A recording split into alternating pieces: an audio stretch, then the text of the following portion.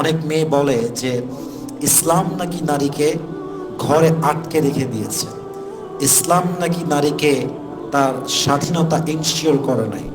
অনেক নারীবাদীরা বলে ইসলাম নাকি নারীকে একদম অন্ধকারে ছুঁড়ে ফেলেছে।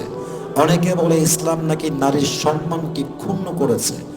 But the true fact is, but the reality is, at a time when women were most neglected and oppressed, at that time Islam gave proper right and dignity to women.